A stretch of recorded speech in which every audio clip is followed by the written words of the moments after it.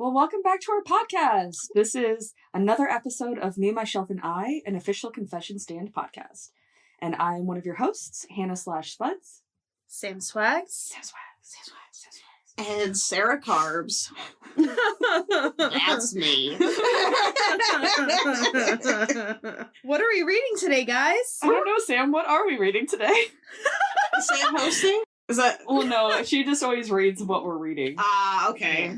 So we're reading A Court of Frost and Starlight, our little ACOFAS novella that you are supposed to read between A Court of Wings and Ruin and A Court of Silver Flames. We read the whole thing. It's only 200 pages. Yeah. 229 pages. Oh, what? Carbs is on one today. I put it in the notes. She's so proud of herself after last episode not taking any notes. She's she pretty much just rewrote the whole book. I think I had imagined myself writing the notes, or I had dreamed that I had done it and was certain that I had, because when I looked at them, like, no, I wrote down notes. I know I did. And then I obviously didn't. It was, the page was completely empty. Are you aware if the novella is required? Can you skip it in the series? I would recommend not skipping it because my prediction, everyone makes fun of this little novella that there's no point to it. It's just a stupid little Christmas special, which to an extent it is. It's literally just them seeing what their lives are like when they're not in a constant state of war and distress and destruction. Yeah. Which is fun. I think that this book has the key to what the rest of this series is going to hold, and everyone just keeps glossing over it. That's I'm just me. so interested to hear that opinion. There are a lot of references to, like, Azriel's ability. You see the bond between Elaine and Azriel begin to form. It sets more up on what her mission's about to be. And the tension between Elaine and Lucian, too. And also kind of seeing where we left Tamlin. I think it's literally hinting at the rest of the series, in my opinion. And Cassian and Nesta, which is, I think, the biggest indication of it. Yeah. I have to say, one of the things that stood out to me with this book is the limited amount of perspectives learning from. I think there's only 2 chapters that are more. And there's a couple of Cassian, but it's predominantly Faerie and Rhysand. And I believe those are all the perspectives we see in this book. We don't see Azriel, we don't see Elaine, we don't see Lucian. Again, setting up because the next book is Cassian and Nesta, so Right. that would make sense. But there's only one Nesta chapter. Actually, I did forget Nesta. There's one Nesta chapter. yeah, Well, there's that's 'cause only she's one. so closed off and annoying in this book. Yeah. It is predominantly Faerie and Rhysand, and I agree with you. I do think it sets up the next book. I just know from... I wouldn't necessarily call it a spoiler that the next book is focused around Nesta and Cassian. I don't know whose perspective it's based off of, or if it switches, or... But I also feel like Frost and Starlight is the final chapter to Faerie and Rhysand, which is probably why it's mostly their perspective. I can because see that. I can It's see the that. last time that we're seeing the story from primarily hers, but we got little bits of Rhysand throughout the first couple books. So this is like finally closing that chapter. I remember being really devastated when I realized this was the last one from Faerie's perspective. Well, I also think that this novella is a good point for Sarah J. Maas to finally use different perspectives, because everything's been from Favorite's point of view, so it kind of prepared us for the next book and having numerous perspectives. I agree, for sure. Because I think it would have been weird had she not done this and all of a sudden it's from a completely different perspective. And you're like, whoa, wait, when did this happen? Where this is kind of dipping our toes in it. Right. And it's really interesting, the theories about how many books are left in this universe. I've heard, this was a while ago, so I don't know if it's going to change the bigger picture because of other things I won't reference that most people probably are already aware of. I've heard that there's a combo of 3 more books left, and then it's going to be a combo of novellas and full-length novels. Was it really a year and a half since the war with Hybern? Because she said, but it had been a long, brutal winter. It was her 21st birthday. Oh yeah, so we missed 20. Yeah, we missed 20 because she was 19 when we left off in the 3rd book. Well, 20 just must have happened somewhere around book 2 and 3. You know what I mean? Like, Well, I think she mentioned she was in the spring court for her 20th birthday and they didn't do anything. that tracks. But it had been a long, brutal winter that had brought me so deep into the woods that day nearly 2 years ago. Yeah. So 2 years. That's crazy. Mhm. That this is so far from then. because I think it's only been from when she went to the spring court for the first time with Tamlin to when the Hybern War ended. That was 6 months, right? 6 to 8 months, somewhere? I'm pretty sure. Yeah. Because, well, she says 2 years from the day in the woods, so she shot Almost the 2 wolf. years. Almost 2 years, so She immediately went to the spring court. She was there for not long. Yeah. I think it was, 2-3 months? Yeah, I think it was 2 months. So it was the couple months she spent with Tamlin, let's say 3, just to make it round. So let's say it was January that she was taken. Up until March, because that's probably when they had their spring festival, so March tracks. Yeah. Then it was another 3 months under the mountain with Amarantha for her trials. So that's 6 months. And then I think they referenced that it was a full circle of their engagement. Mist and Fury would have lined up to about the year mark of her being taken by Tamlin, roughly. I think she did mention she skipped her birthday She last made sure year. nobody told. She told nobody during whatever the spring court solstice equivalent was. So I think we're almost 20. So I think Mist and Fury starts a year from A Court of Thorn and Roses. Gotcha. I think that tracks. And then, Wow. And then, so it's been the war, and then however long it's been since the war to this book. I would say the war kind of gave me a summer-fall timing in that. So that all tracks, I think. Yeah, so it's, okay, that makes sense. Yeah. So Mist and Fury is the first half of her 20th year. Wings and Runes the last half. And now we're gonna be 21! And Frost and Starlight kind of has already covered the first half of her 21st year. No, she has her birthday. She's turning 21. You're right. I see what you're saying. Okay. Yeah. I see And that tracks because they talk about how she and Rhys have not even been mated a full year. So that Let's give a little mini recap. So we just finished A Court of Wings and Ruin, and at the very end of that book, we experienced a very crazy up and down war with Hybern, which they obviously won because they're all alive. Yeah. How convenient. Convenient. Minus Daddy Archeron, R.I.P. We miss him dearly. do we? Sure. I miss his bear figurines. I still have my opinions about how up and down that war was. Yeah, I think we all do. So knowing that allegedly there's going to be at least 3 more books, I think maybe 1 more novella and 2 more full-length ones I've heard. I will be really interested once we finish talking about this book, who we think those books are going to be about, whose perspectives these last 3 books are going to be. So let's do a mini recap. Where we left off, we're kind of starting fresh. Almost, it feels like, because so much time has passed. It reminds me of Mist and Fury, when there has been time passed since the previous book, and when we started, we had to kind of learn stuff really fast and things that happened that we were not a part of. Like the engagement to Tamlin and the trauma and all this stuff. Whereas the previous book, we left off on kind of a happily ever after. And this the novella feels a little bit like that. We just overcame a huge battle, and now so much time has passed that we're not really dealing with the immediate aftermath of the war. Right. Everything's kind of been slightly taken care of. And there's some stuff like the Illyrian warriors and the Descent and things like that. But even them rebuilding, I mean, there's still a lot of Valaris that the really crumbled, the most decimated parts of Valaris are still suffering from the aftermaths of that war. Mhm. That was outlined a lot in this book about the attack on Valaris and how that has completely destroyed so many people's homes and lives. But you know what's crazy? Was when that attack actually happened in the last book, there wasn't a lot of that talk in the book, which I wish would have happened then, as they were preparing for the war and struggling to rebuild Valaris while prepping for essentially a world war. But wasn't Valaris attacked twice, though? So maybe it's just the buildup of... It was in Mist and Fury, and then didn't something happen in ACOFAS? Technically, because the Ravens came. That's and what there it was. sort of... I believe there was a group of soldiers that came in. That's what it was. They thought it was Hybern, which is why they sent Amryn out to go scope out to see if he was around, but Hybern was not in Valaris that time. Okay. God, I don't even remember. It was a mini... It was not a... They were looking for Nesta because of her power. Right. So it wasn't necessarily an all-out war on Valaris like it was in Mist and Fury, but there was enough chaos caused by them looking for her. Because remember, Rhysand and Cassian were off taking care of some sort of trouble. I don't remember what it was. And that's when they ran into Bryaxis under the library. Yes.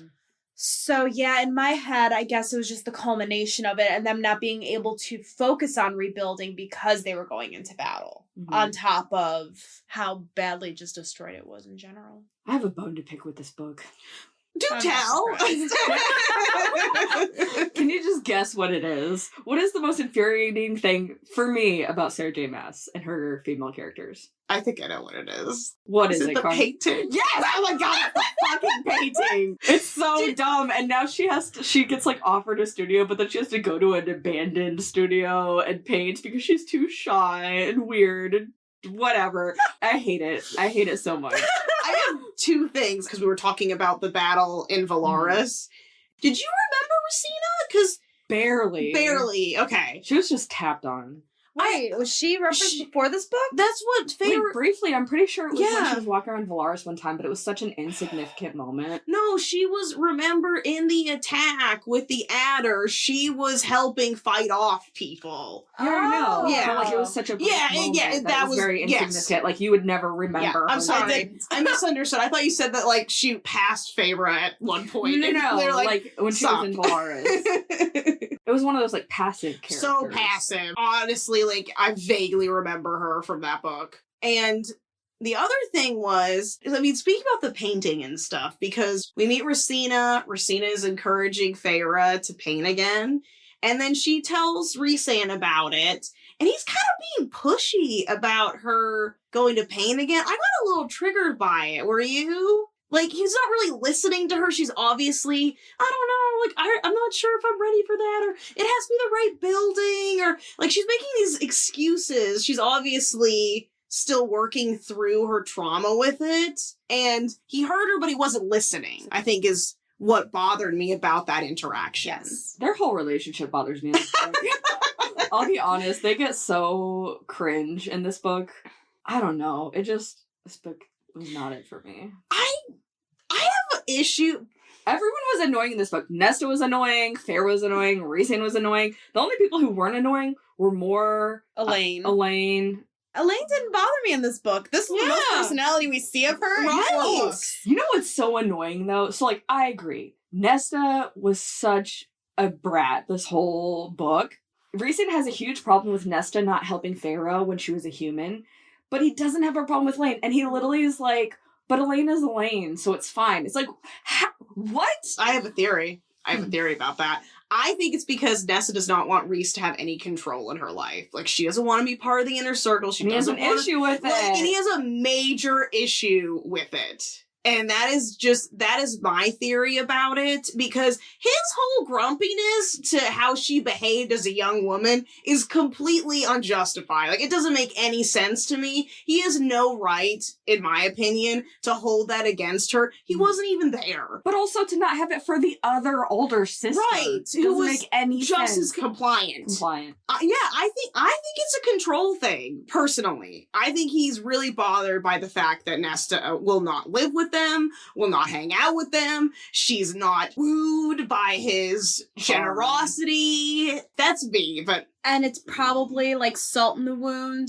to her working through whatever's going on with her and Cassian on top of it all, that it's affecting, like, essentially his adopted brother. right.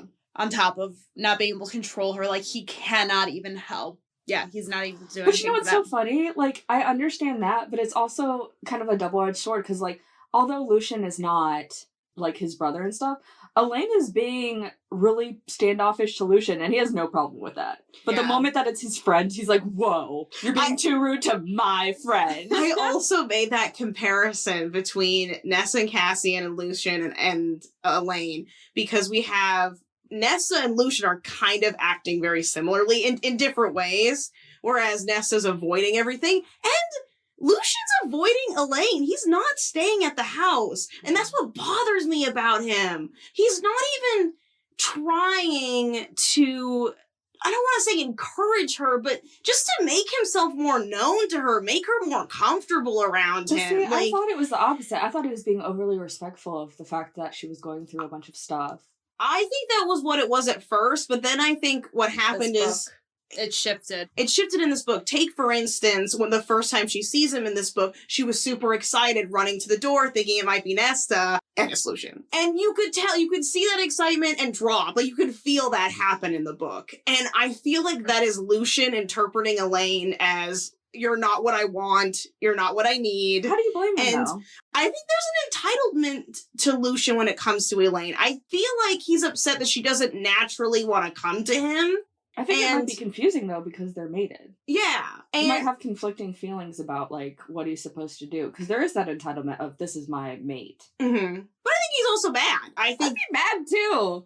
I feel like, Sam, you're gonna say something that's gonna bridge the gap on this. Like, Because I'm torn, because I agree that I feel that there's this entitlement shift to Lucian that happens between Wings and Ruin and Frost and Starlight, and I can't tell if he's mad that he feels that entitlement towards her, or if he's just impatient with her resisting him. I realized reading this that they're both going through an identity crisis. I think that's what the shift is. Like, Lucian doesn't have Tamlin anymore. He doesn't have a home anymore. He doesn't have a place where he feels wanted or needed. And that is why he's been spending the majority of his time with Jurian and Vasa in this band of exiles, little group they have. No, I love this for him. I think desperately what Lucian needs to do is go. Like, I think he needs to find himself.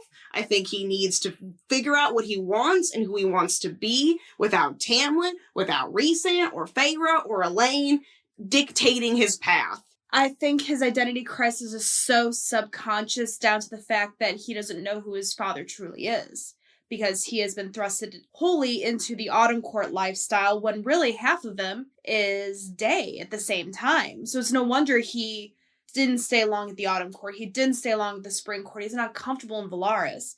None of those are actually at his core his home. Right. Well, And- he's always been lost. Mm-hmm. And likewise, Elaine is mourning being a Fae now. But you know what? I don't sympathize with Elaine so much anymore, because in this situation, yes, sure, like, she needs to mourn being a Fae and her engagement and stuff, but she has such a support system around her that Lucian does not have. Well, I think that's why Elaine is doing better than Nesta, comparatively. I mean, she's cooking, she's getting close with Caradwyn and Nuala, and she's gardening, she's... But I meant in relation to Elaine and Lucian. Well, yeah, that absolutely. I'm just saying, in general, I feel like Elaine, Sam said, she's talking more. She's interacting with the inner circle. She is interacting with Feyre. This is the most we've heard her talk, I think, in all of the books she's been featured in. So, And I think maybe the trauma of her losing her human identity is something that she connects to with Asriel, with him being denied his Illyrian heritage until he was a young boy. He didn't learn how to fly until he was, 11 or 12? Mm. So he is like, also kind of has that shift. All three of them really do. They have that duality and that struggle in coming to terms with who they are based on the circumstances they were handed. I feel like Lucian's going to be the tragic character that somehow dies in this series. oh no. I have that vibe, just how he's written. He's like, there's always one character that just never wins and is tragic from beginning to end. I feel like he's that character. I'm not convinced him and Elaine are going to be mates. You know what? Reading this, I agree with that. And it's not because I don't want, I'm all for the mates to be what they need to be, but something is not, at least at this phase, and Yeah. it's still early, it's only been a couple months, and Fae live for hundreds of thousands of years. So there's a fraction on that, but as of right now, I just don't see how this is going to turn around. Right. But you know what's so funny? Lucian and Elaine are legitimately made for each other with how complacent they both are when they're in a safe space. That's literally what they both need in their lives, is that complacency. I think the problem is because of their identity crises that they can't find that in each other. I know. Yeah. I agree with that. It just makes me sad because they're Yeah. their personalities are perfectly written. It wasn't until I read, because I was very much for Elaine and Lucian. It was not until I read this book that I'm like, it's not going to happen. And not today, at least. My thought is, like you said, they're going to live for hundreds of years, God will, or Cauldron's willing. Maybe once the dust settles and they're both a little bit more complacent in what's going on with their lives and more accepting of their conditions, yeah, I think they could come together. I mean, a part of me really wants Lucian to be reassuring with Elaine and tell her that she doesn't have to feel obligated to him. But he did do that. Did he? Yeah, he did it in the previous book. Yeah. You gotta give Lucian more credit. I know you don't want to. No, I do. I was all for Lucian and Elaine until this book. I'm leaning more towards Asriel and Elaine in this book. My dream is that in the upcoming books, one of the books is Elaine and Lucian from the different perspectives, totally different stories. He somehow ends up the new High Lord of the Day Court, and like through fate, she refines him. Yeah, I like that idea. And sees him as like the true Lucian. That's the only way I can see them being together truly, is if he finally learns his true identity, comes to terms with it, and embraces it with Helion. Otherwise, I don't see him and Elaine working. I agree. The other reason why I think Asriel and Elaine, or Asriel has such strong feelings for Elaine, is because they're both dealing with unrequited love. I'm so curious how she'll feel about Elaine and Asriel after Silver Flame. Well, now I'm scared. After Silver Flame, I'm still Elaine and Asriel, so. Okay. I personally have a feeling they are not going to be a huge part of Silver Flames. I think compared to all the other things that are being set up in this book, Feyre and Rhysand's relationship growing, Nesta and Cassian sort of, my hope is bridging the gap or fixing what's there. And we've also got more on our own in the next, just going on her own, doing her own thing right now, which I'm very happy for her. I definitely want to see her more independent. And I feel like the inner circle's kind of toxic for more. Yeah. I really don't want her there. I hate to say it like that, but I really don't want her there. I don't want her that close to her dad. Like, because now he's going to be coming up into Valaris. She's not with Eris. Right. She's not going to feel safe. I do want to talk about the whole Eris flashback, because we are pretty much there. I do think that Asriel and Elaine will not be a huge focal point of the next book. That is my prediction on that. But I liked seeing their interaction. I liked the Christmas gift that she gave him. I thought it was super funny. And they seem to they're just calm with each other. It's very calming to see the two of them interact. Exactly. I like it. And I think it's going to be hot. Yeah, so I thought we could get into a couple of more chapters and talk about what happens between her and Eris and what we think is going to happen to her later in this series. Oh, you know what's so funny? It's so hard. I hate reading Moore's chapters after seeing Mads Official's painting of Eris, because Eris is so hot and I love it. He looks really good. And so like rereading it, when I get to those chapters, I'm like, Moore, but he's so sexy. I have such a hard time because it's in a flashback when we read exactly what happens between her and Eris when she has the nails in her stomach. Oh, and I know, my stomach thinking about it. I was cringing. I did not like that. No. And just reading about how he's like, no, leave her there. The minute we touch her, she's our problem. But then Eris has implied in book 3 that there are two sides to a story. I acknowledge that. I cannot imagine what could have happened before that moment for him to think that that was okay. I'm all for it. I'm ready to get the rug ripped out from under me in regards to this Eris Moore debate of their past. Because I'm sure there's some type of redemption twist coming with Eris. I am not going to buy it until it's actually given to me. Oh my gosh, what if one of the books is Lucian's point of view and also Eris? That would be a good book. I think the whole don't touch her, she's our responsibility was because he was afraid of what his dad would do to Moore. I think so too. I think that would have been way worse than leaving her there, which is awful. But that is my theory, is I think in his own twisted way, this was the only way he could spare her from more pain. Because the way that it's written, to me, it's not like he was like, screw you. Or, well, yeah. Actually, yes, he did. Never mind. But I feel like it was a ruse. After hearing him talk about, like, there are two sides, I feel strongly that this was a show and that this was his only way to prove to his father they didn't care and that his father shouldn't be getting involved either and that he's handling it and she's just going to die in the woods. I also think that with that whole situation, Eris... I'm curious to know what he did after the fact and whether or not he got someone to send help for Moore later on. I think so too, but Asriel's the one who found her. But I think he could have done kind of like the telephone or whatever and like sent Asriel on this task, like through telephone people being like, hey, Asriel, you should go look at this thing, or or him getting a command to go do something. Right. I'd be so interested to know what actually happened. Yeah, I think there's more to it. I genuinely do. I do too, but I'm going to blindly be on Moore's side until I'm proven otherwise. Oh, I don't think what Moore went through was right in any way, shape, or form. She is the victim here, not Eris.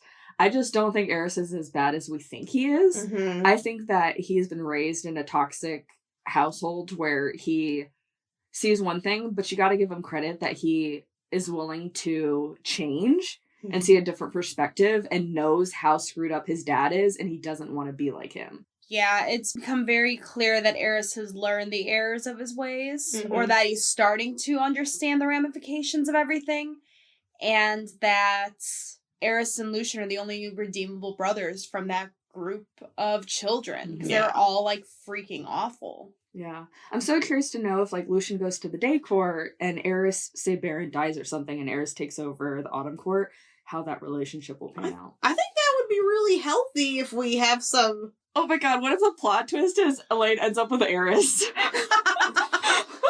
I'm putting my foot down. No, I don't even think Eris would do that to his brother. I certainly hope not. Well, I also Half-brother. don't think any of the women that we currently know should wind up with Eris based on Moore's history, no matter what. Yeah. I don't think even if Eris is part of her rescue in that sense that she's not aware of, I still don't think she could ever forgive that or forget that behavior. And she shouldn't have to. No, I don't think she should either. Just like Farah's probably never going to forgive Tamlin, rightly so. But you know Right. what it is? You know what I like about this dynamic? It is one of the few relationships where Sarah J. Maas is not going to put a bow on it. I think so too. And it's real. Mm-hmm. It's real, and you could see why no one's really the winner in that situation. Because it's more complex than kind of some of the things that have happened. One more. I'm excited to see what she does in the next book. I think it's gonna be good. I hope it's good. She really needs. She's kind of like Lucian in the sense that I really want her to have something to look forward to and something positive. It's so nice that she has her own home outside of the townhouse in the House of Winds as opposed to Cassian and Azriel just bumming off a Resand. Yeah, I don't know how I feel about all that. No, Cassian said he had a home in Illyria. Well, yeah, I wouldn't want to live in a tent either. I would have a house out there too. Sorry. That's the bare minimum. Like, but that is like such like a bachelor thing. Like Yeah. thinking about it, like when he isn't in his home in Illyria, he's literally crashing with his best friend who's now married, trying to have a baby. Like, come on. Yeah, he's kind of a freeloader. He's like an uncle. He's like a deadbeat uncle. I mean, Azriel's on the same side of it, but Cassian's the most vocal more right like now. beat dead uncle. You know what's so funny though with Cassian, because like everyone thinks he's the hottest guy ever and he's the best personality, but when you put it into like reality terms that he's bumming off of Reeson, you're like, wow, that is like the guy you should never date. These are the Ever. guys that we're rejecting on dating apps Yeah, for real. excessively. Mhm. If they have wings though, it's Mhm. all good. Makes it all better, right? Just Wings and like I can just imagine Cassie with like a beast mode shirt. like a gym bro. Like a gym bro. Oh, so you mean like Hunt? Yeah, a little bit. Hunt is a grumpier Cassian. No, because Hunt is definitely a grumpier Cassian. But, like Cassian is like has such a more easygoing personality versus Hunt. Mhm. Hunt's just so broody. I think Hunt He did is. He's the combination of Cassian and Azriel. Azriel, yeah. He's got like the look. they had a baby. Yeah, and he's became a Hunt. He's got the looks of Cassian, but the smolder of Azriel. I never thought of that. Cassian and Azriel had a little baby, and they named it Little Hunt. angel baby. Little angel baby. Oh my god. My gosh, can you imagine? Oh, that's Um, too funny. Yeah, so Cassian bumming off of Resand is like the funniest thing to me. And then complaining about the bed because they don't have enough room in their house now because Reese is a mated up man. I don't know how we're gonna segue to this, but can we talk about the snowball fight? Oh, and yeah, how, it's so stupid. I how love it. stupid it dumb. is. They've been doing this for 500 years. You know what's so funny? It was endearing to me the first time I heard it. The second time I was like, these stupid boys. I do love that they, like, grab him while he's eating breakfast and basically kidnap him. They're like, it's fine, don't worry, we'll bring him back if he survives. See, I Like, thought it was a bachelor party or something like that. yeah, it gave definitely had bachelor that vibe to it, for sure. And of course, like, I love that they can't use magic, they can't use flying, and it's like, it's a legitimate snowball fort. So stupid. I love it, I hate it, I love it, I hate it. But speaking of snowballs and such, we should talk about the overarching event that is happening throughout this book, which is the winter solstice. Christmas. We had no clue where you were going with that. I love this. I know, I didn't either. Yeah. She's like, speaking of snowballs, Snowballs. Christmas. It's Christmas. I thought you were talking more about, like, Well, I blue balls in that the was sauna. the best. I thought he was going to do something sexual too. These are smut books. I mean, Yeah, I don't look at it's- snowballs and think of Christmas. I think of do. snowballs and sexual tension. Oh, I do. There is no Santa in this universe. No, but it is Favorite's birthday as well. The good old 21. Middle 21. On the longest night of the year. Shocker. Why does she always have cool stuff? Like, what is it about Faerie? I'm pretty sure I say this every single episode. What is it? It's the Bella Swan effect. Who knows? I think you've said that in every episode Yeah, when I say that. You're I like, do it's just the too. Bella Swan. Yeah, it's just she's not that great, but yet just constantly good stuff keeps happening to her. People want Mine it. is starving and barely And the Hunger surviving Games and the Beauty and the Beast episode. the first, 18, 19 years of her life. It's fine. Yeah, but still. The side eye cards just gave you. Could have killed somebody. Please, I chopped wood for years. Don't go there with me. Oh, here we go. She comes back to Maine and is a little jealous that some beast didn't kidnap her. Yes, I am. Fine. I mean, Tamlin's still single, girl. No, thank you. Oh, speaking of Tamlin, though, we should talk about him. Wait, we didn't finish our thought about this. Well, you want to me the whole time. Oh, We need call me Samarantha again. Or Samlin. We need You to don't come up get with to make Cars that. one. What could she be? Then I only gave Samarantha, which you cut. She started. I'll be the I just thought it was I'll fun. be the carb reel. No, Or- because the cereal's cool. Fine, I'll be the Mingard carb. Minward. You wanted me? I'll be the villain. I'll be the gross, ugly worm. She should be a child of the blood. I'll be the carver instead of the app. The carver. The bone carver. Well, Oh, this is so great. It's so stupid. Oh, what would mine be? Bryac Spud. That's a cool character. I'm down with that. No, because also that character's in full black like you are all the time. That doesn't count. Oh, yeah. I am No. Bryaxis. Spuddian.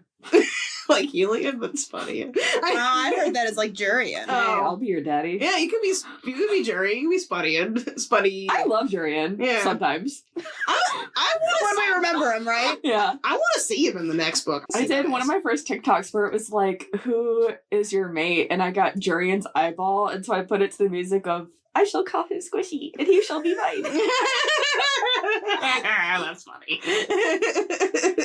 So every court celebrates winter solstice, correct? That's the summer court. Oh, that's right. Not the summer court because they do summer solstice, and that's Shocker. But that's it. They do it twice. There's 2 summer solstice. That's what I thought Probably. he said. Yeah. And the I winter court does it for like a week. Yeah, like Straight. that. Can you imagine going to winter court during winter solstice with like ice sculptures and like polar bears and sweaters and just giant fountains of hot chocolate and booze? Like, did they say they had like cauldrons of mulled wine everywhere? Like, That's did you- my dream. I wish I was like, I actually was like, Sam's gonna be rolling on that stuff. My goodness. But this is a really We know what court you belong to now. this is a really intimate time for the inner circle, which is great because we know from reading the first couple chapters of this book that they've all been kind of doing their own thing. Nesta's living on her own. Lucian's been living on his own and going to the spring court quite a bit. Elaine's been doing cooking, spending a lot of time with Caradwyn and Nuala. And Moore's also been going off her own every now and then as well. Asriel's Asriel. Cass has been spending most of the time at their Lyrian camp. So they've all been kind of scattered lately, so this will be the time that they all come together and spend this time together. Well, I mean, to be fair, Farah and Rhysand kind of like need this moment to finally be kind of a married couple. Oh, truly. It'd be really weird if everyone was hanging around 24/7. I mean, truly, and of course, Amryn, which we find out her struggles of being a human. Amryn's bit, like, I just really put in perspective those first 3 books of her, and now, like, she's dwindled down to this, like, basic high fae is the funniest thing. I love I it. just keep thinking about, like, that girls don't poop. And I was like, oh my god, Amryn was that girl. She can't eat blood anymore. Yeah, she can't eat blood. The concept of digesting the food. You know what? Maybe that's why I relate to Amryn so much. Maybe I am the Amryn. And now that I've gone to treatment and have to eat food again, it's like, oh god. My body does this and Yeah, this. I don't like this. This is awful. We do know that Relatable. we do know that Amryn and Varian are still together. I do love that. Which is mad's cute. Can we get a novella about Amryn? Do we want a novella? I want one of her pre-Corinthian world. I have a feeling that Amryn is so much like a Ron Swanson, where like her book would be pretty minuscule. I don't see a very long book from her because she's so straightforward. Dude. And then, so we see a lot of shopping. We see. Dude, were you guys super underwhelmed by the gifts that Rhysand gave Faerie? The painting supplies and Painting like a satchel. supplies, a scarf, and a satchel. Well, he did give her a townhouse or a plot of land. I'm to not build on. counting that because Well, it's the fucked up thing is that that's exactly what Talon gave Faerie. I was just gonna say that. I was just gonna say that. Oh, full circle moment. I know it just clicked for me in this moment. Oh God, Rhysand, what are you doing? Well, like, she didn't even Hey, pay. Sam, but she's deep. She needs art supplies and some painting.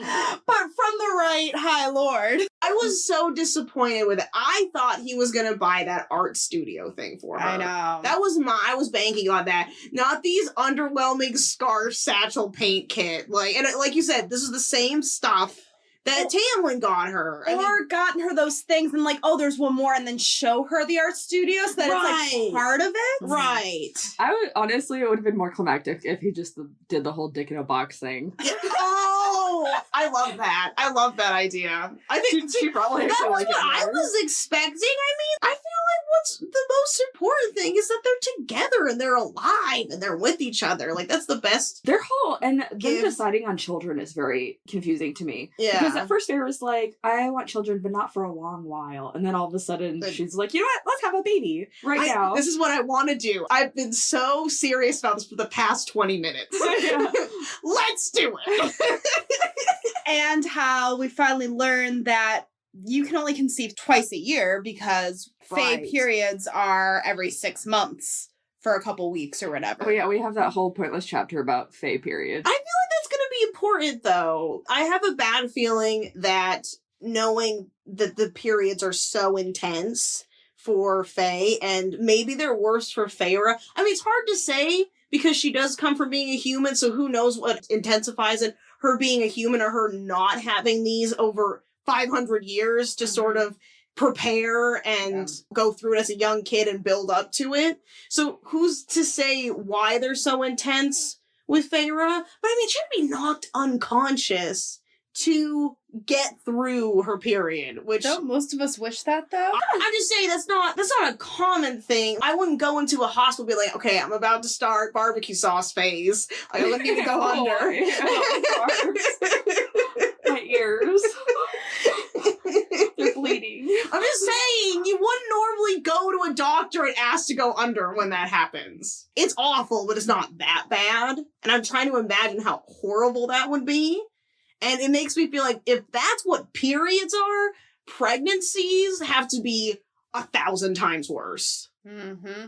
I don't know. I'm concerned about Feyre's decision with this, and I don't think it's going to go well. Or she's going to have like a horrible miscarriage. But also, so even though they can only conceive twice a year, they live forever. What's the rush? You Maybe know? build your house first. My thought was, since Rhysand's been waiting for her for 500 years, maybe this is like, well, he did wait for me, even though I didn't exist for the past 500 years. I was nothing but a baby. Yeah, you know what I mean? Like, she feels... I love how she's guilted into having a baby for him earlier. That's how I viewed it. I don't think that's what he did to her. I don't think Rhysand has expressed that. So I found out that when Sarah J. Maas was writing this novella and A Court of Silver Flame, she was actually pregnant. Oh.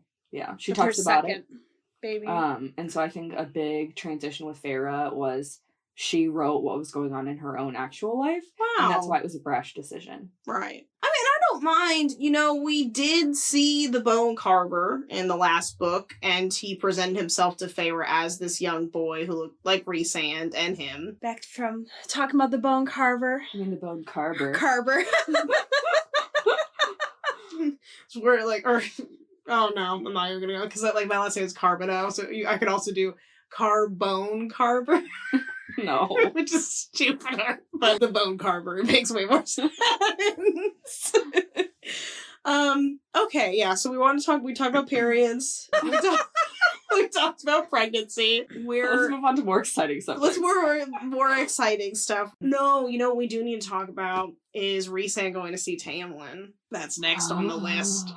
We don't have a good segue. Have to. We have to. I don't want to. We have to. Daddy has to. So when they go to visit the Hewn City, that as a formality, Eris is visiting Mor's dad, Kier, and that's where he skillfully drops the hint that Rhysand needs to go and build bonds back up with Tamlin in the Spring Court. And that is because when Rhys gets to the Spring Court, it is desolate. It is unmanaged, dying, falling apart, disheveled. It's not in good place. And there's no one really there. It's just Tamlin. And Lucien is in the vicinity, but we don't see him in the Spring Court.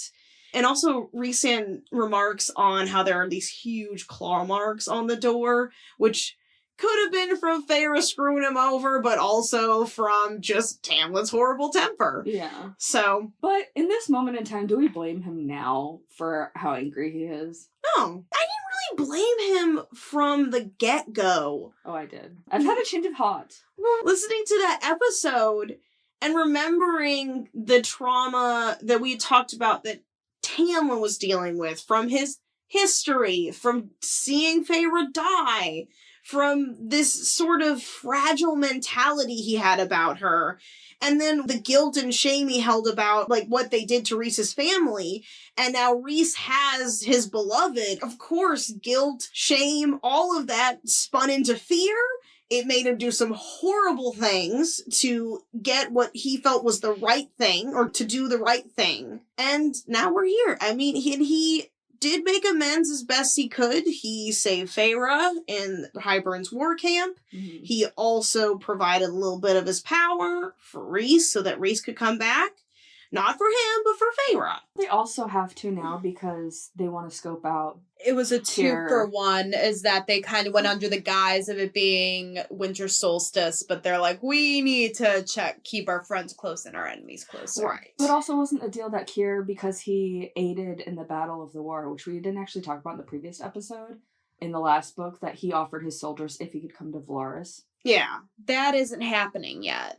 I know that's on the table. Mhm. I don't think that's what this meeting was. I think that had to do with the side Eris buddying up to Kier. Mm. And that suspicious, like, alliance that's going on, because they don't fully trust Eris. Right. Because he blackmailed the Night. Well, and Asriel, we do see him in the chapters. Asriel is the one who informed Rhys that Eris was going to be there. So like you said, it's a 2 for 1. They wanted to keep an eye on Kier, but they also knew Eris was going to be there to provide any updates. And as skillfully as he could, Eris did drop a major hint that Baron, his papa, was considering expanding into human territory via the Spring Court, which we know is right up against the once was wall. I don't understand how you even think it's possible for him to do that. His court is so far away. But Tamlin doesn't have any defenses anymore. Like, honestly, it's like leaving the door Baron? wide open. Hilarious. So late to the party. I was. I didn't catch that. I was like, it's not Baron, it's Tamlin. This is Patrick. Point proven. I just think that Baron wants to take advantage of Tamlin's Being kicked while he's down. Yeah. Abandoned realm. Yeah, exactly. Quite literally abandoned once Rhys gets there. Yeah, so Rhys goes, he does tell Faerie that he's going, and he gets in the spring court, and it's bad. It is not kept. The roses aren't really in bloom. Well, nothing is in shape. Like, nothing's in shape. There's nobody there. Everything is just kind of destroyed. You can see claw marks all over the walls from where he, in fits of anger, has just destroyed the manor. We thought it was desolate before. Mm-hmm. Now it is essentially an abandoned manor with Tamlin. And it really reminds me of The Beast. Mm-hmm. Pre-Belle. Yeah, I agree. I just was thinking about that. Yeah, it kind of reverses Mhm. of the Beauty and the Beast story Yeah. in that sense. It's Well, like- we already talked about the parallels of Beauty and the Beast, that we think that Tamlin's the prince and that Rhysand's the beast, and it's actually the opposite. You know, one thing... Well, I think that, because when we talked about book 1, we talked about it being based off of Beauty and the Beast. Yeah. And now it's just reversed in the sense that the story's backwards, where the Beast did lose the woman.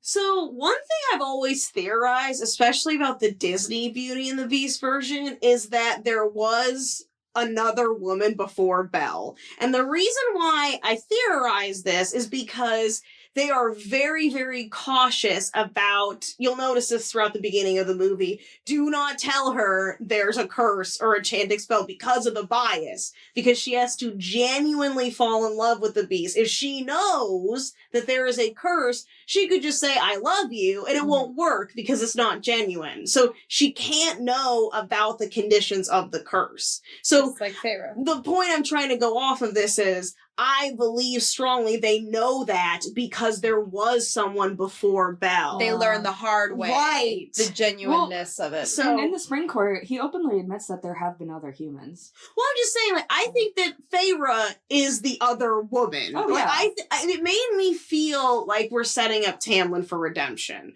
Just seeing all of this like this. Yeah. That was my feeling about it. I struggle. I'm all for a good redemption arc. That's not the issue. I just don't see how she can make me change my mind on him at this point. I don't know, but she's a clever one, that Sarah J. Maas. I'm open to see how Sarah J. Maas will do that. If she goes down that route, I would be open to see that. I don't know if I care too much about Tamlin for a redemption story. Yeah. But I also felt the same about Kale, and Sam loves that book. I love Kale so much. I don't know what you're talking about. Justice for Kale. That's a throw of glass, right? That's Mhm. throw of glass. Okay. So what happens with Tamlin and Rhysand's interaction this first time around? So- It's so bad. It's so bad. So Lucian is there. He's in the vicinity, but he's not at the manor. So Rhysand shows up, and he's smirkiness as always. Did you find it odd that he's like, I'm gonna summon the smirk? And like, he was talking about how he's trying to pull in these characteristics that make him so quintessentially Rhysand. But it's so stupid now. because Yeah. he's blown his cover. People know that he has Valaris. They know that he's not. a horrible dude. Yeah. So it's I weird was that he's thinking still about putting on that that front. too. It just seems Right. really stupid. Do you think it was just to get under Tamlin's skin? That was sort of how I was thinking about it. Why? But He's already broken down And so much. and he's won. I mean, I hate to say it like he's like that, but he won. He got Faerie. He got his mate. He survived the war. I genuinely think that Rhysand is just that petty. Like Faerie. What's where they get it from? No, the more I read these books, like, you guys are a horrible match in heaven. Jeez. Yeah, I Two think it of really them. is the pettiness. Yeah. Okay. Yeah, I could see that. It almost just seems like it's funny because we're starting to see these personality traits as what they really are from an outside point of view, whereas when we're in it with Faerie and Rhysand, we find them charming, and then Yeah. we know the truth, so you kind of get the behind the curtain look. And now that the curtain's pulled back and everyone knows, it's weird that he's still playing party tricks. There was a part of me that thinks that Rhysand's knee-jerk reaction is also like, people see me as the bad guy, so I'm going to be the bad guy. I don't even think it's necessarily the mask anymore. Maybe it's like a reaction or just like an effect of needing to have to wear that mask for so long, but I think it's more in defense of Feyre now, that he was doing it because he wants Tamlin to suffer for what he did to Feyre more than anything else. Do you also think that it's somewhat just Rhysand looking at Tamlin and thinking that he really did get what he deserved after everything from their history? Yeah.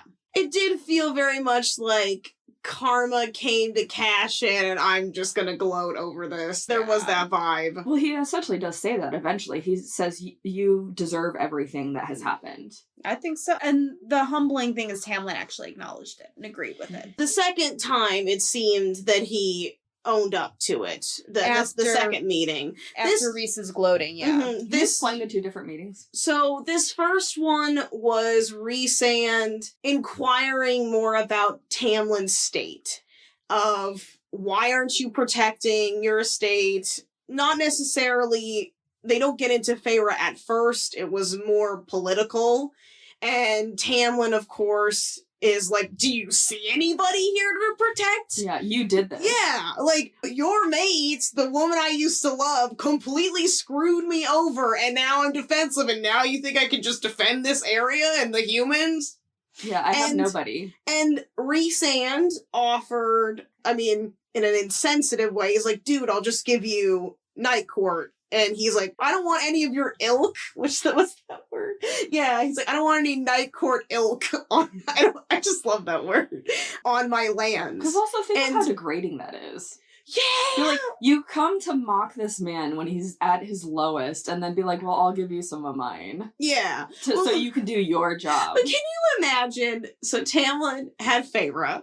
Feyre left Tamlin for Rhysand, and now Rhysand's people are covering Tamlin's butt. That's pretty degrading. Yeah, that was the exact word I was going to use. That's kind of bad for Tamlin, and I never thought I would say that. I do too. You know what's funny? He's done a lot of terrible stuff. He was just very naive in a lot of his actions, and it's really sad. I didn't enjoy reading that section, and I really didn't enjoy Rhysand kind of rubbing it in his face, because it was kind of like, it was below the belt. Yeah. Really below. It wasn't necessary, and it was very much out of spite, and that's not a good look on Rhysand. Well, and as retaliation, Tamlin kicked out Lucien for good. When Lucien came back with their dinner, after Rhysand had upset Tamlin so badly, Tamlin sent Lucien back, and he sent all of his stuff back to the Night Court, too. He completely cut off that relationship, 100%. Rhysand's gloating indirectly affected Lucien in a way that, like, then they were barely getting along even after Wings and Ruin, because Tamlin already felt betrayed by Lucien wearing the Night Court clothing. Lucien's trying to build that bridge, and it was just... Well, we also have to remember that when everything went down after the Cauldron incident and Lucien saw Elaine and wanted to come back with him, like, there was no conversation between Tamlin and Lucien. So it was already a huge break in the brother bond. Well, and I never thought of that, too. Like, how Lucien must have felt with Tamlin not saying that he's not supporting his mate, but it's not like they were making any efforts to get Elaine, even though Lucien had done all of these things to get Feyre. But you also have to remember, Tamlin didn't have the power to do anything because he doesn't have any soldiers or anything left. But he had Hybern's connections at that time. Barely. He was Hybern's little pawn. Hybern was not going to send him soldiers to go grab Elaine. No, I don't think so. No, I mean, I think that's fair. And Hybern's focus was on Nesta over Elaine anyway. If they were going to do an infiltration, it would have been for Nesta. I mean, that's what they did with the Ravens, so... Right. When Elaine was taken by Hybern, it was... a pawn to get Nesta. Yeah. Yeah, okay. The whole section about Tamlin just, like, really is kind of depressing. And I remember after reading it, I just didn't feel good. And it, like, actually brought my mood down reading it. And it was hard for me to go from that to, like, feel-good chapters. Mm-hmm. Because it just seemed very unfair. Yeah, it did. Because I feel like this was just one of those things where Rhysand also had to make it known that, I mean, he is indebted to Tamlin in a sense. And I think that bothers him, and I think that was another reason why he wanted to be perfectly clear about this stuff. I mean, he wouldn't be alive today if not for Tamlin. Well, and Feyre wouldn't either. Yeah, exactly. So... which is kind of weird. You think that they would be even by now. Right.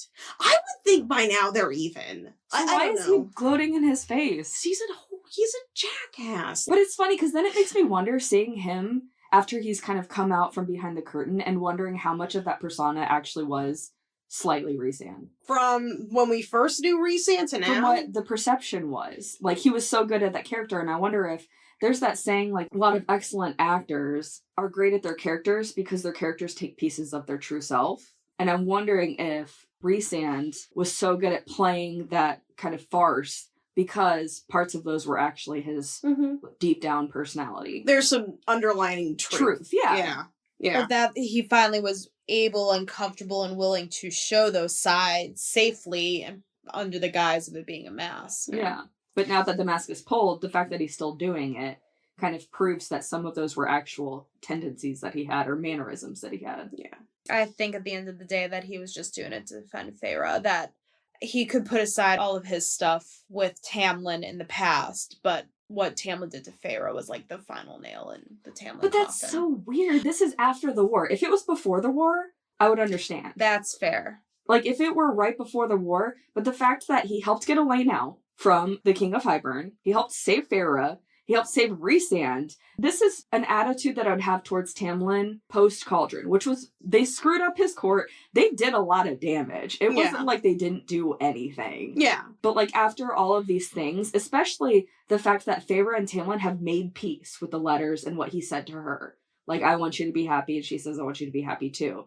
Move on. Yeah. Just get over it. Well, and this is the whole and you have thing. bigger issues. And this is the whole thing with Nesta, too. That he's holding Nesta accountable for how she treated Feyre before he even knew the both of them existed. Yeah. There's something inherently wrong about Rhysand's processing. Maybe he just wants to be mad. Like, just to have something to... But how does that make him any different from Tamlin? His is just more meticulous anger and petty versus Tamlin's explosiveness. And I think, in my personal opinion, I hate Tamlin's anger more because it is scary. But Rhysand is so conniving with his anger that I don't think it makes him any better. Feyre just fell for another angry man. I mean, definitely a vengeful man, for sure. And then we see Tamlin again a while later. Obviously, the aftermath of that meeting was Lucien getting kicked out for good.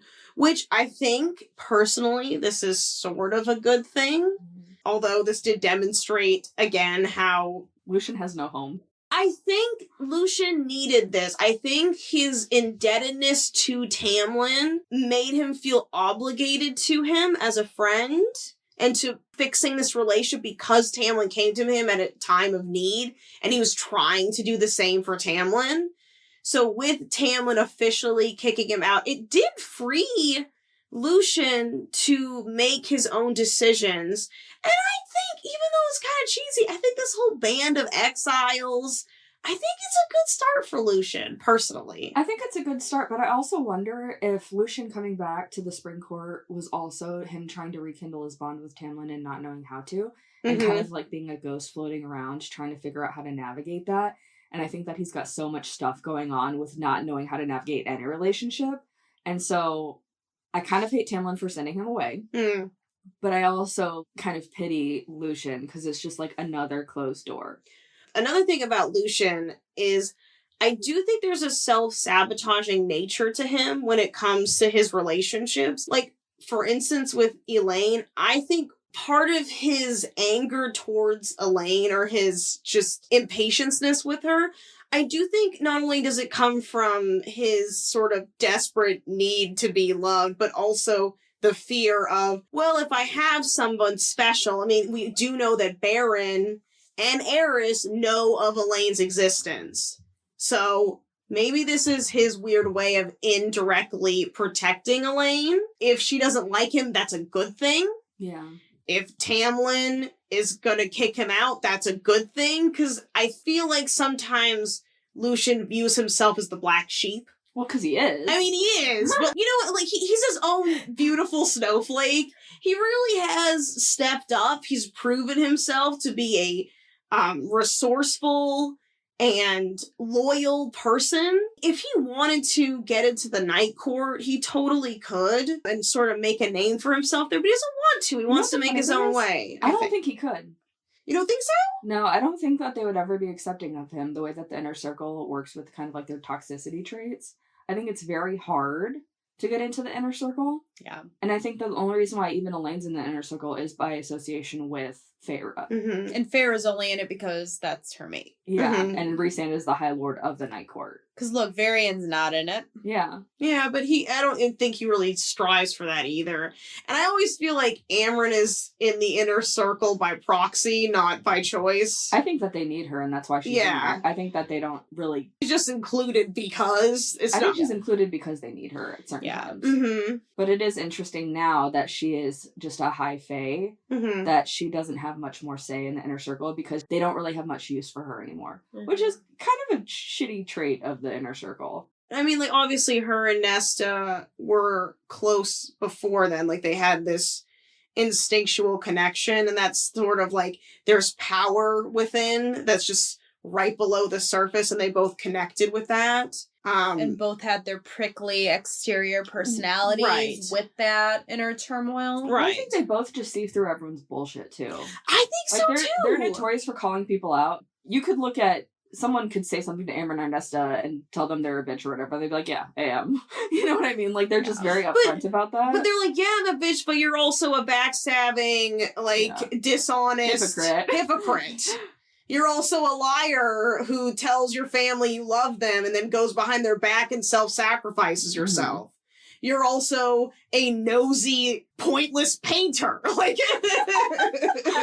tell us how you really feel. I'm just saying, like, I strongly agree with you that there is this sort of, I don't want to say contempt, like, I want to say mild contempt with Amryn and Nesta because they won't play by their rules. So they don't fit into the mold. Right. And Amryn and Nesta are constantly like, I'm drawing this line because you're the toxic one, not me. But it's like, interesting because, like, literally, they valued Amryn when she was otherworldly. Mm-hmm. I'm going to play devil's advocate, though, and just remind y'all that the Bat Boys and more have literally exactly 500 plus years of history. Amryn came much later to that. Well, so did Feyre. I feel like Feyre's like a little sister to someone in the group. That they're gonna entertain her, but they're not gonna give her the full scoop. I mean, it's not like they're like, okay, let's sit down and talk about our 500 years of history together. They're not giving her that insider knowledge. You know what it is? The difference is they want Feyre to be part of the inner circle, so they put an effort into her being part of their history. Mm-hmm. Like, even if she doesn't know, they are comfortable explaining it and getting her in it and being like, this is why we're this way. We want you to be part of this future history and stuff. Mm-hmm. Whereas they don't really do that with other people. Right. They don't even really do that with Elaine. Yeah, but I don't think Elaine has also expressed an interest in it either. She like, in this book, I feel like, if anything, she's wanted to connect more with that inner circle than ever. I feel like she wants to connect more with understanding her new role in life. More so, I think in more of a generalization, not necessarily... I don't think her objective is towards the inner circle acceptance. I think it's a more well-rounded generalization of finding acceptance with her current circumstances. And you know what? It just really bothers me that Rhysand has a problem with Nesta, but now with Elaine. She's very complicit in how like, Feyre was treated. He doesn't mind Elaine being around because she gardens and cooks and doesn't, like, stir the pot. I wonder if it's that sort of, like, maternal behavior that Rhys is sort of overlooking. Oh, the misogyny of it all? Yeah. Yeah, he doesn't like a woman who's not going to stay home and breed with him and cook and do gardening. I'm telling you, it's that control stuff. It's so... yeah. No, I mean... He's like... I don't mean to shit on... I do like Rhysand. I really do. And I love Feyre. It's just like this book, I don't know. It was so much after everything else that just happened. I think with this book, it gave us an insider view to them. Like, we're not seeing them with the stress of war and making difficult decisions. We're seeing them making day-to-day stuff. And we're seeing this sort of inside view. We're like, oh... these are some pretty gray characters. They're not as, like, intense. We've seen them make difficult decisions. We've never seen them make dumb decisions. I mean, we've seen Feyre make dumb decisions, but I'm just saying. But it can be masked by the stress. Right, but it can be masked by the stress. It could be brought on by the stress. Like, I can't think through this right now. I'm going to make this choice because it feels like the right choice right now. Whereas this is a more calmed down situation. And we're seeing how they respond in their day-to-day life. And it's like, oh, I know how the sausage is made. Yeah. Kind of like that. It's sort Yeah, of it didn't just the come out on vibe. a pretty plate. Right. But it's also, we're seeing these characters making these dumb decisions, not in stressful situations, and not only from Faera's point of view. Yeah, so True. now we're not seeing it with the stars and sprinkles and Faera's eyes. You know what I mean? From Yeah. her Valaris perspective. lens. Yeah, the Valaris lens. The Valaris. Her star-colored citrus and glasses. sea. lens. Well, and I'm pretty sure I've said this in other podcasts about the same series, that she's 21. And I think back to when I was 21. And granted, I had a lot of life experience from a very young age. And I think that maybe I didn't live the typical life as a child into adulthood and had to grow up really fast. So I kind of relate to that aspect of it. And still knowing at 21, I'm sure I was dumb as rocks. I never made a great decision, but also there's that creepiness of Rhysand being alive for so long and having so much knowledge, and the control that he has kind of freaks me out because she's so much younger than him. He talks about Cassian for a minute. Mm-hmm. He like has this moment of clarity where he's like, I'm 1,500 years old and Faera's 21. And she's so young. But it freaks me out because he's so controlling. Yeah. So that's kind of creepy to me, in the sense that I don't even want to get There's into it. something sort of, I feel like there is this attitude when it comes to Faera and Rhysand where he doesn't quite take her so seriously, and I think it is because of that age difference. Like, she'll sort of express where she's coming from or express a frustration, and he kind of brushes it off in that, like, sly sort of Rhysand like innuendo way. Like, you know, it's funny because then she totally acts like a 1-year-old and does it anyway. I think what bothers me about Rhysand and Faera is that I feel like Rhysand, when he wants to distract Faera from some sort of thing she's struggling with or frustrated about, it will be always sex driven. I was gonna say he just whips it out. And it's always some sort of innuendo or suggestive sort of thing, which I understand this is smut, but I feel like, 21-year-olds just want to bang all the time. Like, and I feel like knowing that, and I don't know, it feels like a manipulation sort of thing. Maybe I'm reading too much into it. But it's funny because they also have so many endearing moments. So I feel like I have a hard time figuring out what I like out of the relationship and what I don't like. Because sometimes, like, when I first read it, I was like, this is amazing. And then, like, rethinking about it in a different light, I was like, oh, I don't know if I like this. And then, like, rereading blogs and stuff and seeing other people's opinions, I was like, oh, whoa, this was not how I interpreted it. But now I can't unsee those perspectives. I think because ACOTAR is such an introduction into the fantasy romance thing, and especially with these, like, really big age gaps, what I've personally come to is that when you read these books, you're like, oh, I like this character for me, I like this character for, like, whatever, when it comes to the people that you're reading about in the book boyfriends and stuff. And I finally grew past it. I was like, I would never be able to tolerate fucking Rhysand in a relationship.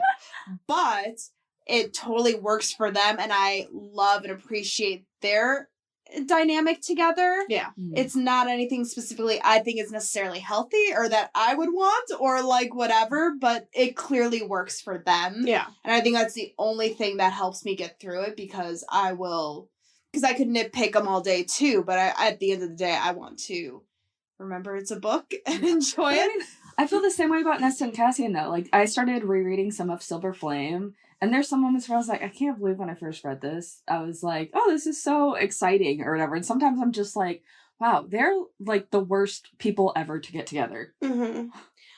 Don't come for me. We could get into, and I'd love to get into Cassian and Nesta right now, because we're getting pretty close to that. But there is something about them now that is a little frustrating for me. And because I know you've been saying a lot that Nesta's really annoying in this book, and so annoying. I had this moment where I'm like, it's Nesta's turn, because first we have Faera having a mental breakdown, and then we have Elaine. It's Nesta's turn to have a mental breakdown, and that is what's happening in this book. Like, why does she have a mental breakdown? Well, I don't know, and I think this isn't clear, and maybe that's what Silver Flame is being set up for. I don't know if her behavior is because of her father dying, is because of her exerting that much of that power, and it's drained her in some way, or it's taken from her in some way. Or the fact that she has something creepy from the cauldron inside. Yeah, or if it's something that's growing within her, or if we talked about this last time with the Wings of Ruin, or if she's just embarrassed that she showed so much of herself to Cassian. Like, if you think about it romantically, I think they could have had this dumb back and forth, will they, won't they? They could have had that for 300 years. And they skipped to year 300. Like, they went from all of this, like, really slow burn to Hybern throwing kerosene on that shit. Yeah. You know? And they're now confessing their love, and we're like, we're gonna die together. And they don't. Awkward. And it is so awkward. It's like that you have a really great date, and then you say goodbye and you have to walk in the same direction. Yep. That's essentially, that is a perfect description of that. Perfect description of Super that. awkward. I was so disappointed when Cassian was talking about, I mean, I thought it was funny, but he was talking about how, I'm guessing that her father's house, after the war with Hybern, she kneed him in the balls. I'm guessing. Have you not read that chapter? It wasn't in Wings of Ruin. But no, it was a bonus chapter. Oh, I didn't read it, no! Yeah, that's a like, Sarah J. Maas wrote out that chapter. Now that Can we've you gotten send to it, that yeah. to me? Okay, yeah, send that to me. I want to read that. I didn't know that was a bonus chapter. And it's so great. I'm not going to spoil it for you. Mwah, chef's kiss. I didn't realize they made a reference to it in this book until rereading it. I did not know that. Okay, yeah, definitely send that to me. I want to read that. But Is there anything else in the bonus chapter that you can divulge in? Or is that the big thing from it? it's Well, I didn't just read it. I further. haven't read any. Oh, you haven't read any of the bonus chapters? Ooh, this is going to be fun. Rereading it, Nesta started kind of warming up to me in book 3, which I wasn't expecting. She's really obnoxious in the first book. She's standoffish, as you'd expect, in book 2. And it's like, she's working through her trauma, but she's stepping up and helping everybody. Like, it was really cool to see, because that's scary. Like, clearly she's got fears and anxieties, and she stepped up to do what she needed to do in 3, and it was awesome. Mm-hmm. And so, like, you see her step back, and you're just like, You were so close. I was rooting for you. Yeah. The Tyra Banks meme. We were rooting for you, and I'm just like, the Tyra Banks meme. I'm sorry. Yes, That's exactly how it is, though. No, it's a total. It's a And really. so good it's, like, example. so You're just like, we disappointing were to- so close. It does feel like that. Yeah, it does feel like we were so close. Feeling. I was disappointed too because, like you said, Nesta was so cold, and she just was warming up. And You know what it is? She's a rabid dog in the street that you finally get to come out from under the house, and you're about to grab it, and it just bolts back under, and you're like, ah! bites you on the way back. Yeah. Just had to start all over again. Yeah. And I can totally see Cassian's frustration with that. I mean, yeah, he essentially got ghosted. And eating the balls. Well, that was a while ago, but yes. That's the most action he got. Well, You think that he would just kind of give up, though? Nah, no. I thought He He's likes so a stubborn. challenge. So, One- He's so stubborn. one of I the love things him. that we haven't gotten into yet, Cassian meeting Emery, which is a Illyrian shop owner, or she was the daughter of a guy he knew. She was the daughter of a shop owner who passed away, right? In and the she war. inherited it, yes. Yeah, and she's a clipped Illyrian, so she's a female with the wings, but she can't fly. They clip their major tendons of the women to keep them grounded to breed. Yeah. A theme in this book, I guess, is breeding, huh? And there's this cute little moment, and I marked it, where Cassian is seeing in Emery a lot of Nesta traits, like the Nesta "I'll kill you" look, or he's like, and he has this sort of catalog of Nesta. I love it. He Her really- isms. He looks at a rock and is like, that's the color of Nesta's eyes. No, but one of her faces is, I'm reading smut and I don't want Cassian to know. I like, want mwah. that. I want that Love it. tattooed on me. I did highlight that. Oh my I love gosh. Can you imagine? Oh my gosh. But just seeing that and knowing what we know, I do genuinely think Cassian's not going to give that easy. It did seem fruitless at the end, not at the end of the book, but after Winter Solstice when he chases after Nesta.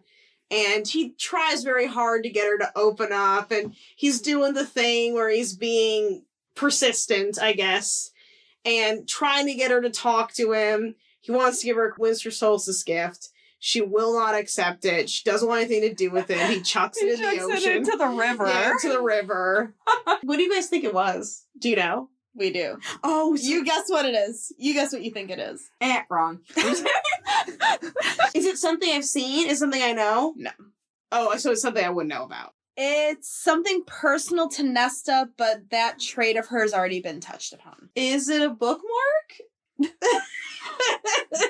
It was small, right? Is it the heart of an angel? I'm trying to Is think. it love? I'm trying to think of Is it love? I'm trying to think of what she likes to do. The only thing I know she likes to do is read. Like, hobby-wise. Is it like a little tiny library?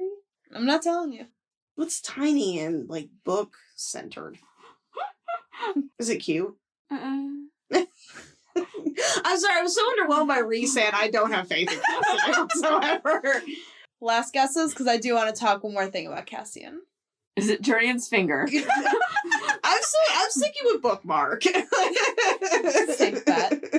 Can I just say, though, how, like, we got a little glimpse of Cassian and his upbringing with his mother before he was taken away, and then also how triggered he was seeing Emery's clipped wings, because he is the one person fighting for the Illyrian women to join their ranks. And they are having such a hard time having the women fight and train and stuff. Fucking Devlin. He's the one that's making it impossible, and then the girls aren't willing to step up either. Because they're scared. Right? I don't blame them. But I also I'm don't not want my doing wings clipped, so I don't know what's the lesser of the two evils at that point.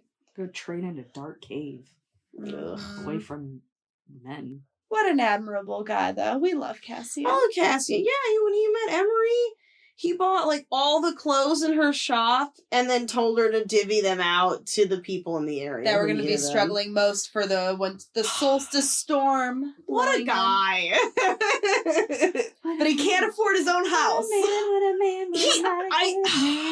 What are their winter celebrations like? So We're weird. just Christmas. Yeah, it's just Christmas. Let's get real. It's just Christmas. It's just Christmas minus Santa. One thing they did talk about in the beginning of the book that I did want to touch on very briefly is the rebirth. Do you guys remember that? Oh, yes. Where it's, you have to sit in the dark for like 24 hours to meditate on the creation of light, like coming from, to appreciate by sitting within darkness for a certain amount of time. Sounds awful. Well, and Reese will And not do also it. just like my normal day. Is that because you wear black all the time? No, also I burn easily. Oh, that's true. That's true. I was guard. They talk about how Greasan would not do it. He does not like this Which is really tradition. funny coming from the Night Court guy. Well, I thought that at first too, but I thought maybe it's a trauma or trigger thing. That's where, what I'm thinking with Amarantha. yeah, I just wanted to. Well, she would, like, lock him up and cage him up and stuff. Mm-hmm. Why wouldn't she leave him in the dark? Mm-hmm. That's a fair point. Yeah. You know, I just don't have much sympathy for Rhysand right now. Yeah, he was a dick about the whole Tamlin thing. I'm not gonna Such a lie creepy about that. head. But yeah, Winter Solstice gifts. So the gifts that I remember them exchanging, and Rhysand did tell Azriel and Cassian they did not have to get gifts for Elaine and Nesta, which was They didn't even know Nesta was coming. yeah, Because she was just getting drunk at bars. right. Sleeping around. And oh, that's so sad.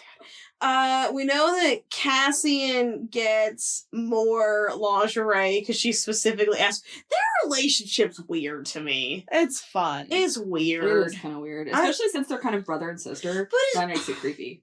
Yeah. I mean, everything about the inner circle is toxic. Like, that's just a given. I don't like this sort of flirtatious behavior that Moore and Cassian have. Especially since she's Because of more interested in women. Yeah, well, that and Azriel's their good friend, and obviously they boned, and I don't know, I feel like that would be hard for Azriel to watch, even from a nonchalant, joking standpoint. I mean, third wheel. It's tacky. Yeah, it's And tacky. inconsiderate. I agree. That was my point. Yeah, exactly. Exactly. It is very tacky. And especially when Moore would get jealous of every time Nesta and Cassian would talk. right. And there's also It's like, girl, you're stringing both of them along. You want your cake and to eat it too. she reacted too when Elaine, she tensed up. And Faerie noted that Moore tensed up when Elaine gave Azriel a Winter Solstice gift.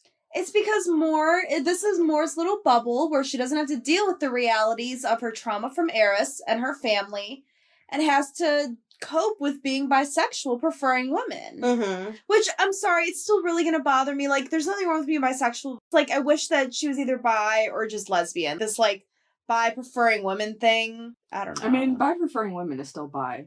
It's too convenient. That's the problem with it. It's not inherently the problem. That's what someone prefers. It's the convenience of it to lean against Azrael that's bothering me. Mm-hmm. Yeah, it's like she is bi, but only for men that aren't Azrael. That's literally what it that's what it reads, and that's what annoys me. No, I get that. Not she's gonna be inherently attracted to every man or every woman. Like, that's not. But she can have sex with Helion and Cassian and all these other guys and stuff. But she's bi minus Azrael. Yes, that's what annoys me. I honestly always thought that Azrael should be asexual. He definitely has that vibe, but I He's kind of got incel vibe. You think so? Yeah. See, I'm not crazy. You think it's because of how angry he gets when Eris, like, when anyone says anything mean about Moore? It's like the low-key entitlement to Moore. Like, oh, look at me, I'm so unworthy. Like, she doesn't like me. Woe is me. But she can't be with anybody else. We're just ruining all of these characters. I guess I didn't think of it that way. I think after the High Lord meeting, Azrael has not been as preoccupied with Moore. I've noticed sort of a distancing there, and there's more focus on Elaine. That's just me, but maybe I'm reading into it too much. I think what bothers me about Azrael is him to grow up the way he did, and then he finds this brotherhood with Cassian and Rhysand. And the only thing that he could do to be useful in this relationship is to be Rhysand's secret lackey, to kill people and be the spy master and do everything behind the scenes. Like, I don't know. I hate that they're feeding into his, like, instead of trying to get him out of the shadows, they're like, no, you're really good in the shadows. You can stay right there. We like you in the shadows. Like, you know what's so funny? You know? If he, like, has some instance where he all of a sudden becomes a man of light, or whatever, and they don't have use for him, I wonder how much they would care if he was in the inner circle. You know what I mean? Kind of like the Amryn effect. I'm sorry, just like imagine Ezra like walking in with like a white tunic, like a cult leader. Like, here I am, my children. I found my voice. He's become the leader of the children of the blessed. Azrael the blessed. Or Azrael the Great. All of his blue gems turn into yellow. Yeah, oh my gosh. Okay. You know what Azrael needs? You know what he really needs? A good old Prozac. Or a Zoloft. I thought you were going to say getting laid, which he probably does too. Yeah, I thought you were going to say relocation. But you know what? He needs to go hang out with Lucian, and they need to find themselves. Yeah, because I agree with you. I feel like if Azrael to be like, I want to do this, I think this would make me happy. I think they would challenge that. And I think they would convince him to stay in his lane. Yeah. And that's what I hate about his dynamic in the inner circle. That's the vibe I get from it. Yeah, they advocate. Moore would be the first one to be like, don't do it. Right. Is the worst part of it all. Right. For everyone but Azrael. She wants him, like, I definitely get the sense from Moore that she wants, even though she does not want Azrael, she wants him to stay where he's at. I think they're actually mates and she's rejecting the mating bond. I honestly agree with that. Really? Mm-hmm. I think that if anyone's going to reject the mating bond, it's a more Azrael thing and not an Elaine Lucian thing. I think Elaine and Lucian, I think one of them's going to die. I think it's going to be Lucian. I think you're right. I think he's the super tragic that dude. Win.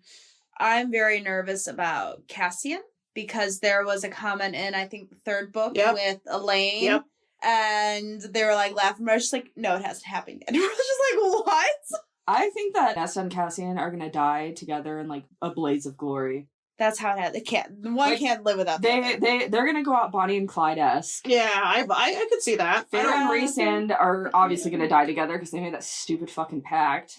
But I think it's going to be really dumb. Yeah. Faerie and Rhys are gonna die dumb. Nesta and Cassian are gonna die on fire. Lucian's gonna die because he's tragic. Elaine's gonna probably be the doormat who flowers a garden and like somehow ends up back with like Grayson. Lucian's gonna die because he's tragic. Elaine's gonna live because she's tragic. Oh my Sorry, god. I'm blood. I'm being so mean in this book.